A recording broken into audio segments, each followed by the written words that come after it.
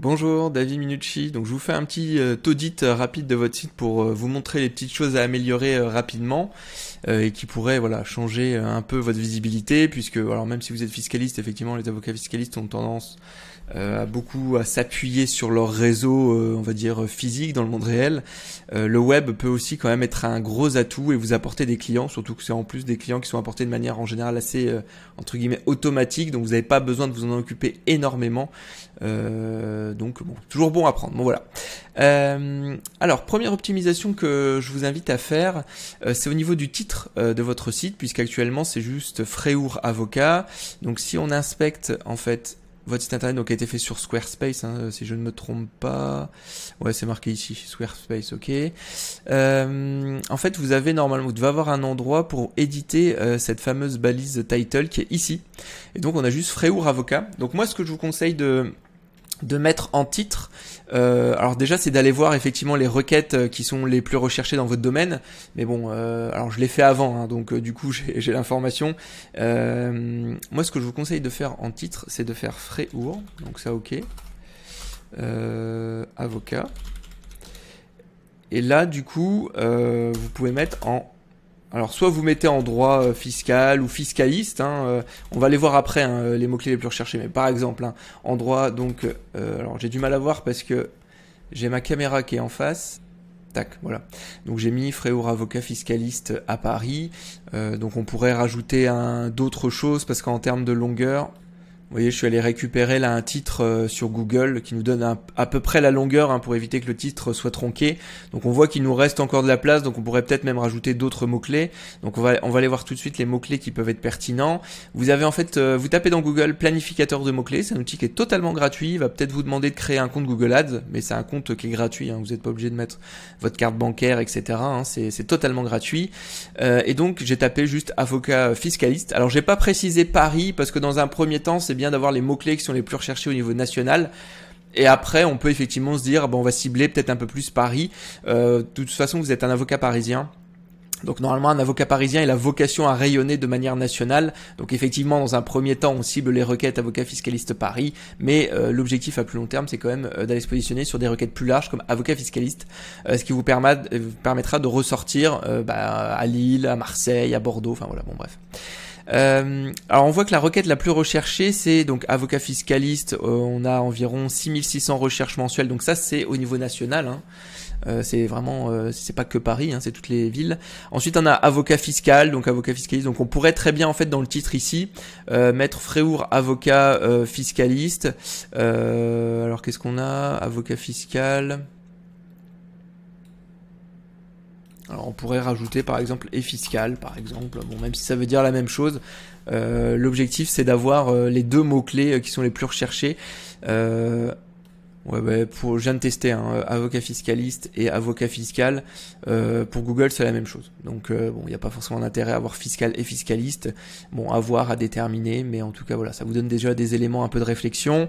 Fiscaliste avocat, bon là c'est juste inversé. Hein. Donc on voit en fait le volume de recherche est similaire. En général quand il est similaire, c'est que la requête globalement elle est considérée comme étant la même aux yeux de Google. Ensuite on a juste fiscaliste, mais bon si vous mettez avocat fiscaliste, logiquement vous devriez réussir à vous positionner sur fiscaliste.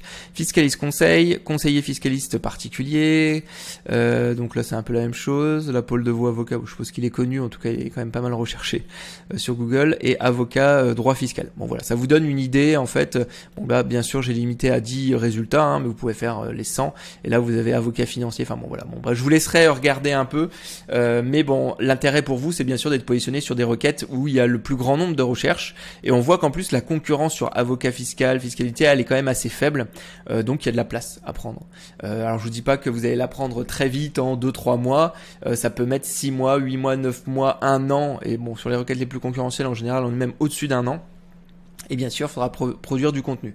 Bon je reviens sur votre site internet. Donc pour moi effectivement, première chose à faire c'est de modifier ce titre pour vraiment que Google comprenne quel est l'objet de votre site internet et que bah voilà vous êtes avocat fiscaliste, hein, le titre est très très important aux yeux de Google.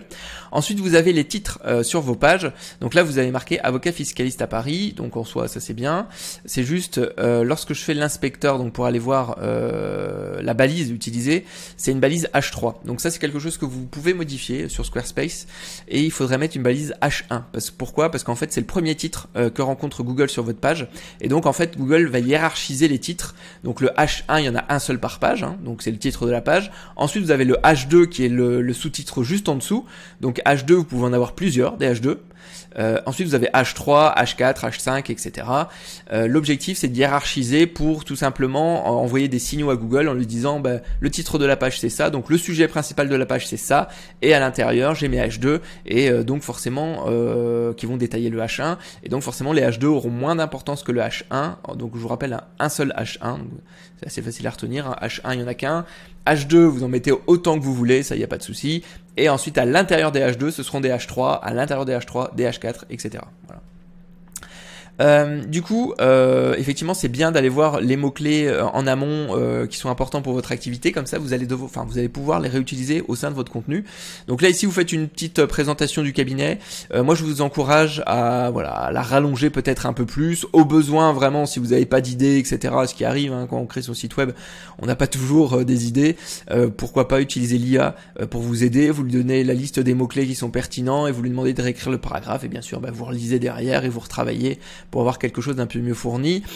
Également, moi je vous encouragerais à avoir ici un appel à l'action parce que la personne elle lit mais on l'encourage pas à effectuer une action. Bon, même si effectivement là je vois il y a le menu qui est ici, ça pourrait être bien d'avoir prendre contact, prendre rendez-vous. Alors je sais pas si vous avez un outil comme Calendly, bon pas pour l'instant a priori, mais ça pourrait renvoyer à votre page contact, tout simplement pour inciter les personnes. Voilà, quelqu'un qui tombe sur votre site qui a la charge d'un avocat fiscaliste et entre guillemets il n'a pas envie d'aller plus loin dans la navigation, lui ce qu'il veut faire c'est vous contacter, lui voilà il va être attiré par le bloc de texte ici, la photo ici, et bon voilà on lui met un petit appel à l'action pour lui qui lui permettra de directement aller aux informations qu'il cherche sans qu'il ait besoin ici de venir parcourir le menu.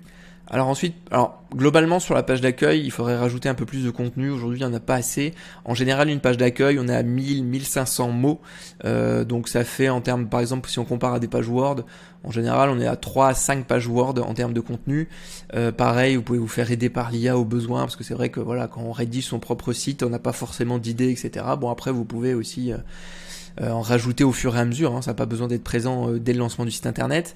Ensuite là je vois que vous avez des blocs, mais en fait ces blocs ils sont réutilisés sur la page expertise.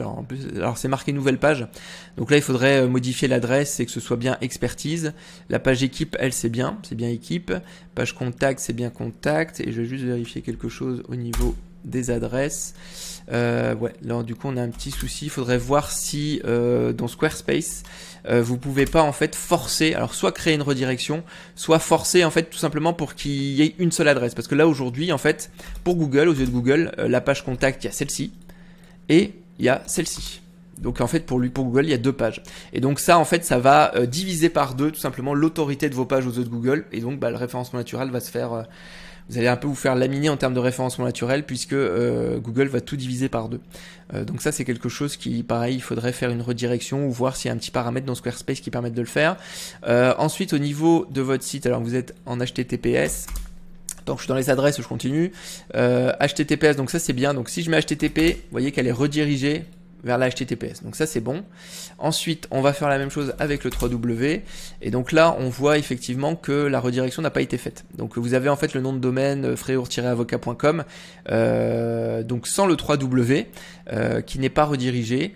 Alors c'est bon, il doit y avoir une option dans Squarespace pour rediriger vers le 3W, comme ça vous êtes sûr que quelqu'un qui taperait pas le 3W il soit bien redirigé vers la bonne page, plutôt qu'il se dise en fait le site n'existe pas. Donc je veux dire d'un point de vue utilisateur, c'est bien d'avoir la redirection. Aux yeux de Google, étant donné que la page l'amène nulle part en fait, il va pas considérer qu'il y a deux sites différents, parce que là on pourrait avoir le même souci qu'avec le slash manquant sur la page contact et équipe, etc., où il pourrait se dire il y a deux pages différentes avec deux adresses. Là ça sera pas le cas vu que celle-là elle fonctionne pas. Donc aux yeux de Google honnêtement il n'y aura pas d'impact. Par contre c'est plus d'un point de vue utilisateur, quelqu'un qui se dirait oui il m'a dit c'était Freour avocat au pluriel.com, je le tape et en fait je suis redirigé vers aucune page, j'ai une erreur, en fait son site est pas en ligne. Voilà ce que pourrait se dire un tiers, donc à rediriger. Ensuite, le contenu en fait que vous avez ici, donc il y a plusieurs choses à dire. Donc la première, je crois que on en a déjà parlé juste avant, c'est que vous réutilisez le même contenu ici sur une autre page. Donc ça, il faut pas. Contenu doit être unique pour chaque page. Donc pareil, si vous dites, alors honnêtement, expertise, équipe, ça doit être la même chose, je suppose, oui. On voit également vous êtes ici, et c'est le même contenu. Donc moi, conseil que je vous donnerais, c'est de supprimer les pages. Alors le cabinet, c'est la page d'accueil. Donc soit vous laissez le cabinet, soit pourquoi pas vous pourriez mettre accueil ici. Bon, voilà, en sachant que les gens ont quand même l'habitude de cliquer sur le logo pour avoir. Pour moi, la expertise, équipe, c'est des pages à supprimer puisqu'en fait le contenu vous le reprenez en page d'accueil. Donc le contenu doit être unique sur chaque page. Au besoin, utilisez l'IA pour faire des reformulations, etc. si vous avez besoin. Mais honnêtement, il n'y a pas, il y a pas d'intérêt à avoir un contenu qui est similaire sur différentes pages. Une page, un contenu. Et si vous en avez pas, entre guillemets, en fait, ça sert à rien de créer des pages expertise et équipe parce que Google soit ne va pas les référencer du tout en estimant qu'en fait c'est déjà présent sur la page d'accueil, et il a raison Google, soit il va estimer qu'elles ont une très faible valeur et donc elles seront quasiment pas référencées. En fait, elles apporteront pas de valeur à votre site global. Alors juste résumer rapidement comment fonctionne le référencement naturel. Le référencement naturel, du coup, vous avez donc un référencement que j'appellerais direct. C'est-à-dire que par exemple freour-avocat.com, on va essayer de le faire référencer par exemple sur avocat fiscaliste Paris. Bon, ça ok. Mais vous allez voir que très rapidement, et surtout sur les requêtes concurrentielles, quand c'est pas concurrentiel, honnêtement on arrive assez facilement à se positionner sur les premières pages sans trop réfléchir. Par contre, quand la requête commence à être un peu concurrentielle, dans ce cas-là, ce qui va faire la différence, c'est le contenu que vous allez produire sur divers sujets. Donc souvent ça va être des requêtes qui sont davantage informationnelles. Donc vous allez écrire un article bien fourni de 1000-1500 mots sur un sujet précis en matière de fiscalité. Ça peut être, je sais pas, moi par exemple la TVA en e-commerce par exemple. Enfin voilà, je dis ça comme ça. Et bien cet article, en fait, l'objectif, ça va pas être de vous apporter des clients en direct. Alors ça arrivera, mais ça va être anecdotique. Vous en avoir juste quelques-uns de clients avec cet article. Ce que ça va vous apporter, en fait, c'est alors de la notoriété, bien sûr.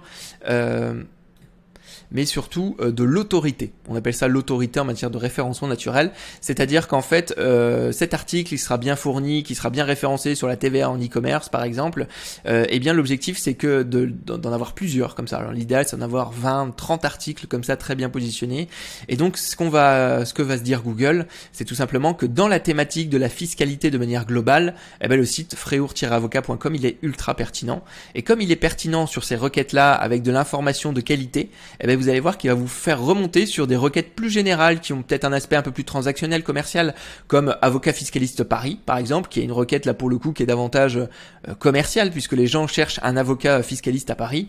Et bien vous allez voir que le fait d'avoir ces articles de contenu bien fournis avec de la valeur qui est apportée aux internautes, ça va vous faire remonter également sur les requêtes commerciales, transactionnelles, comme avocat fiscaliste Paris, par exemple. Donc c'est pour ça qu'il y a un intérêt à avoir une stratégie de contenu lorsqu'on veut faire du référencement naturel, tout simplement parce que de manière indirecte, ça va vous faire remonter sur l'ensemble des requêtes, enfin toutes les requêtes que vous ciblez sur votre site internet.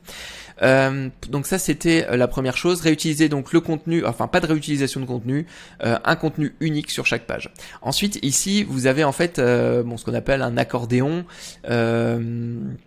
Juste je veux vérifier quelque chose. Hop.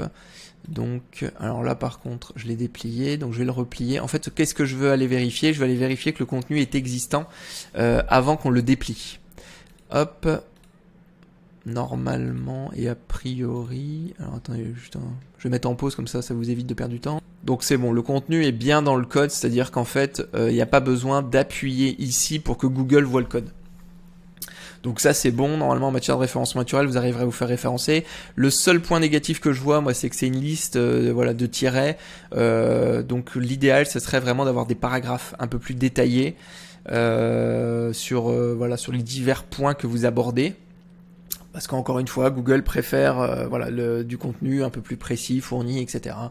Donc ça serait l'idéal, vraiment, ça serait d'avoir un texte beaucoup plus fourni là-dessus et pas juste avoir des tirets, d'avoir vraiment des explications. Et même l'idéal, ça serait carrément de renvoyer à des sites à des pages qui vont vraiment traiter tous ces sujets-là. Alors à déterminer en amont, en fait, moi je vous conseillerais par exemple de dire je prends Pacte du du trait, oui, pardon. Et en fait, je le mets dans mon planificateur de mots-clés, par exemple. Donc je peux, enfin voilà, vous en prenez plusieurs, hein. Vous pouvez faire holding. Bon voilà, là c'est juste pour l'exemple, hein, mais bon, vous mettez un peu comme ça tous vos domaines que vous avez listés. Et en fait, vous allez voir, voilà, le nombre de recherches qui sont effectuées chaque mois. Et ça va vous permettre de prioriser l'écriture de vos articles en vous disant, bah en fait, j'ai plutôt intérêt à faire un article peut-être sur la holding parce que potentiellement ça va m'apporter plus de visiteurs. Mais encore une fois, il faut tenir compte aussi de l'activité que vous voulez développer, bien entendu. Si voilà, pour vous la holding c'est quelque chose de marginal, il n'y a pas d'intérêt forcément à se dire je vais prioriser la holding, même si on voit qu'en fait il y a un vrai intérêt en termes de volume de recherche. Bon forcément, alors là il nous met concurrence faible. Bon honnêtement, holding ça m'étonnerait beaucoup que ce soit une concurrence faible. Bon bref, passons. Donc comme je vous l'ai dit, hein, ici, tout ce qui est au niveau équipe, etc., vous le reprenez sur votre page équipe, donc ça ne va pas. Moi, je vous conseille effectivement de le laisser en page d'accueil et de supprimer votre page équipe tout simplement. Ensuite, là, vous avez ça, c'est bien. Donc vous avez le petit formulaire de contact, ok. Là, ici, vous avez un lien vers LinkedIn. Alors, moi j'ai tendance à déconseiller de faire des liens vers les réseaux sociaux, tout simplement parce que à partir du moment où on clique, alors par exemple, je vais prendre comme exemple mon profil, voilà, par exemple, admettons, je clique sur LinkedIn, vous voyez tout de suite en fait, bah voilà, j'ai un point rouge là qui me dit va voir tes notifications, ou alors ma messagerie, quelqu'un m'a parlé, etc. Donc enfin voilà, moi je déconseille quand même de renvoyer vers LinkedIn tout simplement parce que vous avez eu du mal à gagner des visiteurs et vous les renvoyez vers LinkedIn, donc c'est pas l'idéal. Bon après si vous voulez, voilà, entre guillemets c'est vous qui décidez. Moi j'attire juste votre attention là-dessus. Alors par contre, là j'ai un lien et je le retrouve pas dans le code. Ah si, il est ici. Tac. Donc là, une balise A, en fait, c'est du HTML, hein, donc c'est juste pour signaler un lien. Et je regarde juste. Alors là, en fait, vous avez mis un lien vers l'extérieur de votre site internet et vous n'avez pas mis en fait de balise nofollow. Donc en fait, c'est une petite balise. Alors je sais pas si je peux l'ajouter. Bon bref, c'est une petite balise qui s'ajoute, hein, qui s'appelle donc c'est rel en fait, hein, rel. Et là, vous mettez en fait, par exemple. Alors soit vous pouvez mettre follow, mais de base en fait quand on met pas la balise c'est follow, hein. Et sinon moi je vous conseille de mettre le no follow. Pourquoi? Parce que hop, juste je corrige parce que j'ai fait une petite faute, c'est collé ici. No follow ça veut dire à Google ne suis pas ce lien. Alors il a été démontré que Google les suit. Par contre, il va leur donner beaucoup moins d'importance. Parce qu'en fait, à chaque fois que vous faites un lien vers l'extérieur, en fait, c'est comme si vous disiez à Google, bah, en fait, ce site-là, il est pertinent, du coup, référence le mieux. Un peu. Enfin, voilà. En gros, en résumé, ce que ça veut dire. C'est-à-dire que vous donnez une partie de votre autorité, donc votre site internet, au fur et à mesure du temps, au fur et à mesure que vous ajoutez du contenu, etc., il va avoir une autorité aux yeux de Google. Et une partie de cette autorité, vous allez décider, en faisant un lien vers l'extérieur, de la transférer à LinkedIn. Bon, LinkedIn n'a pas besoin de votre autorité, hein, c'est un site qui en a énormément. Donc voilà. Donc je vous conseille, si vous voulez quand même faire un lien vers LinkedIn, dans ce cas-là, de mettre une petite balise nofollow au niveau du lien. Et quand on clique dessus, bon, je suppose qu'on tombe sur votre profil. Ouais, on tombe sur votre profil directement. Bon, je vois qu'en plus on est déjà connecté. Tiens. Donc voilà. Après votre adresse mail ici. Bon, alors je sais bien que les avocats vous aimez bien mettre votre adresse pour que vos confrères vous envoient des mails, etc. C'est plus pratique. Bon, il y a juste en fait le risque d'afficher son adresse mail comme ça. C'est tout simplement que bah, du coup quelqu'un parcourt votre site, l'ajoute ensuite à sa liste de diffusion d'emails et que du coup bah voilà vous receviez des offres commerciales, etc. Bon bref. Bon, ça c'est à vous de voir en soi, ça c'est pas un problème au niveau du référencement et de l'optimisation de votre site internet. Alors je vois que votre site est en plusieurs langues, français ou anglais. Du coup, il sera référencé de base. Non, juste je vérifie quelque chose. Ouais, mais là c'est parce que j'ai choisi normalement, donc il sera référencé qu'en France. Parce que tout simplement si vous voulez qu'il soit référencé bah voilà par exemple en Angleterre ou autre, il faudrait en fait créer une page spécifique, donc soit vous faites slash en enfin vous voyez ou fr, enfin voilà bon peu importe, mais en fait il faut une adresse pour chaque langue en fait, parce que Google considère que c'est du contenu qui est totalement différent. Bon là, si l'objectif c'était juste que quelqu'un aille sur votre site internet, voilà le parcours, et se dise en fait voilà, on peut le mettre en anglais parce que voilà, je préfère l'anglais. Bon voilà, en soi c'est quelque chose qui est pratique, mais juste si vous voulez être référencé en Angleterre par exemple, ou voilà, enfin dans un pays anglophone, il faudrait créer une page spécifique pour l'anglais. Ensuite, pour rendre votre site internet un peu plus rapide, en fait, je vois que votre image ici, elle pèse 1 mégaoctet, donc c'est beaucoup trop, hein. En général, on essaie maximum d'être autour des 100 kilooctets, donc 10 fois moins. Donc votre page, je crois qu'elle est en JPEG, je l'avais là, ouais, elle est en JPEG. Moi, je vous conseille le format d'image, le WebP. Voilà, WebP, qui est le nouveau format d'image, qui est un format d'image compressé et qui permet d'avoir de belles images de qualité en dessous des 100 kilooctets. Parce que voilà, ça c'est vraiment important pour la vitesse de chargement. Là vous allez, enfin voilà, Google il va pas trop aimer qu'il y ait une image aussi grosse, enfin aussi lourde. Et après celle-ci c'est pareil, elle fait 1770 kilooctets et je vous dis il faudrait être en dessous des 100.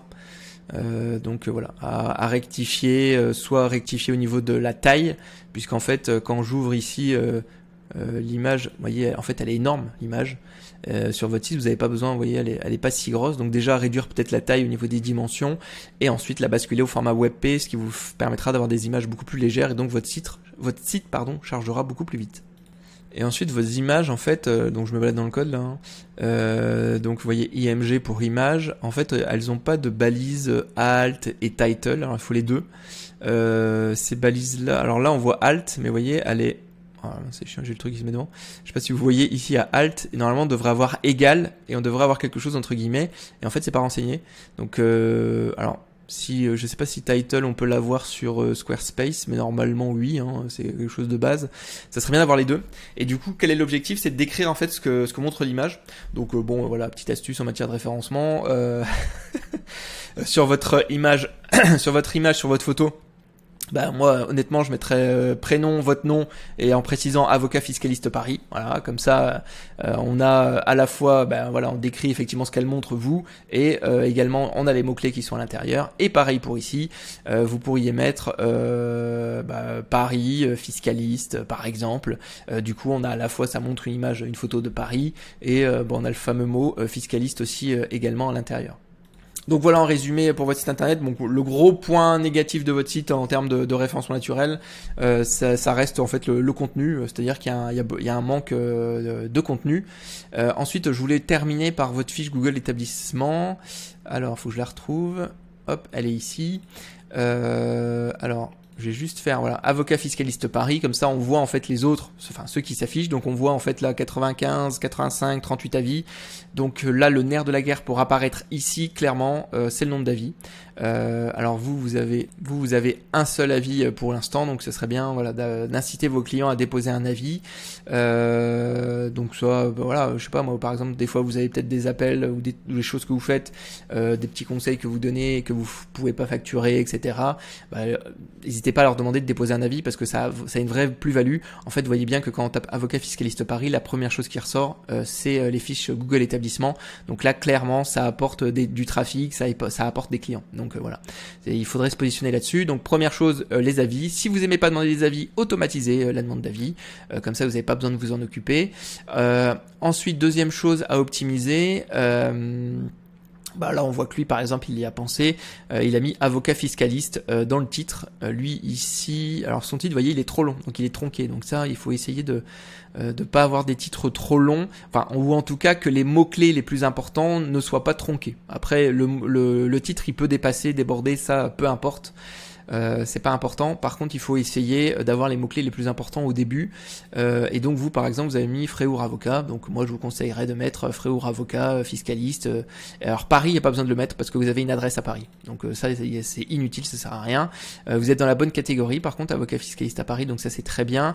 Je sais pas si vous avez ajouté une description à votre fiche Google établissement. Là, je ne la vois pas.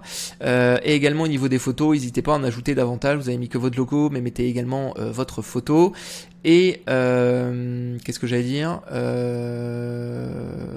Au niveau des avis, donc là vous en avez eu un, ok. Et bon bref, regardez pour que votre fiche soit complétée à 100%. Hein, vous allez voir qu'il va vous donner un taux de complétion sur votre fiche, donc il faut qu'il soit à 100%.